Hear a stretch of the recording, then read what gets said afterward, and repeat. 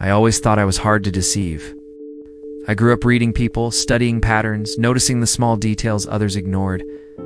So when I met him, the man with the quiet smile and soft eyes, I never imagined he was hiding the biggest truth I would ever uncover. His name was Adrian, at least that's what he told me. We met on a rainy Tuesday evening, inside a small bookstore where the lights were dim and the air smelled like old paper and forgotten dreams. He stood beside me, both of us reaching for the same novel. He laughed first, then I laughed. And somehow, that simple moment became the start of something I couldn't explain. From the beginning, he felt familiar, comfortable, safe, but also mysterious.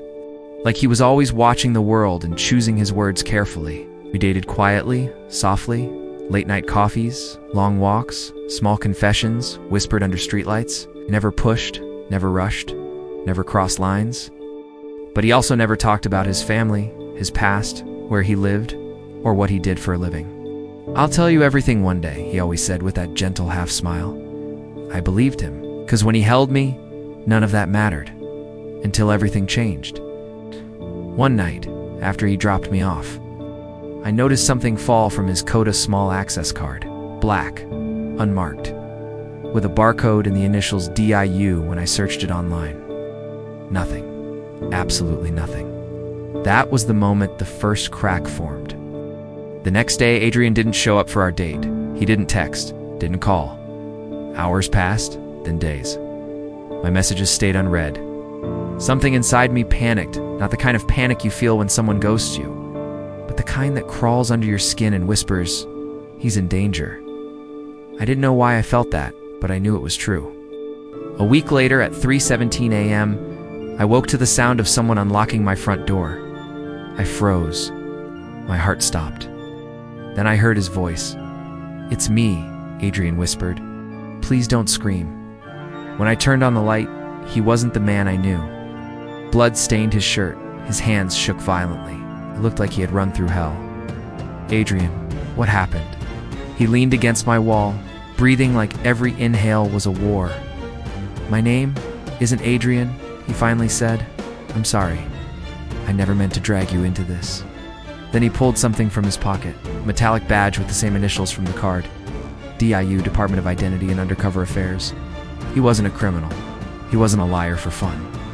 He wasn't even supposed to be dating anyone.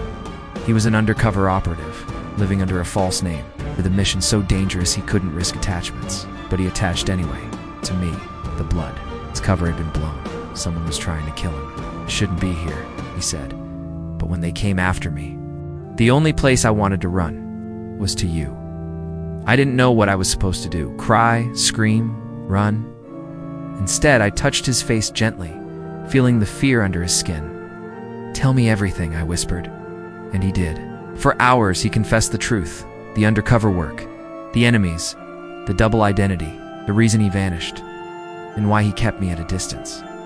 "When I met you," he said, "I felt something real for the first time in years. But loving someone like me is dangerous." I looked at him broken, scared, bleeding, and realized something terrifying. I wasn't afraid of him. I was afraid for him. "That's not your decision," I said quietly. "It's mine." He tried to smile through the pain. "Then you've already made your choice." The next hours were chaos sirens, agents, medical teams. They arrived at my home to extract him, protect him, relocate him. Before they took him away, he grabbed my hand and said, "If they let me live, I'll come back for you. Not as Adrian, not as an undercover agent, but as myself." And then he was gone, vanished, just like he appeared. It's been 3 months now. No calls, no messages, not even a hint of where he might be. But I haven't moved on. Because the night he left, one of the agents whispered something as she walked by me. He asked us for only one thing before we took him, to keep you safe until he returns. So I wait. For the man I love, the man with no past, no name, a hidden identity, and a promise I feel deep in my bones. He's coming back.